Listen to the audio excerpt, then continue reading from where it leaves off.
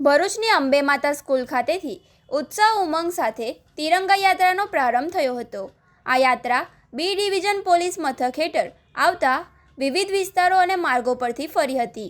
યાત્રામાં B division police સ્ટેશનના PI એન.કે. Damor, PSI, police કર્મચારીઓ તેમજ શાંતિ સમિતિના અગ્રણીઓ હાથમાં રાષ્ટ્રધ્વજ સાથે જોડાયા હતા। તિરંગા યાત્રા દરમિયાન શાળાના વિદ્યાર્થીઓ ઉત્સાહભેર દેશભક્તિના નારા લગાવ્યા હતા, જેનાથી સમગ્ર વિસ્તારમાં રાષ્ટ્રપ્રેમનો માહોલ સર્જાયો હતો। પોલીસ અધિકારીઓ, કર્મચારીઓ, વિદ્યાર્થીઓ અને શાંતિ સમિતિના સભ્યોની બહોળી ઉપસ્થિતિને એકતા અને અખંડિતતાનો મૂળ સંદેશ પાઠવ્યો હતો।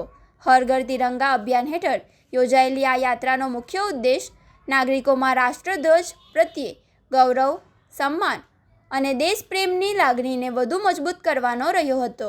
સમાહર્તા કલેક્ટર સાહેબ અને એસપી સાહેબના માર્ગદર્શન હેઠળ હર ઘર તિરંગા ઘર ઘર તિરંગા અંતર્ગત એક અંબે માતા વિદ્યાલયમાંથી ભવ્ય રેલીનું આયોજન કરવામાં આવ્યું હતું।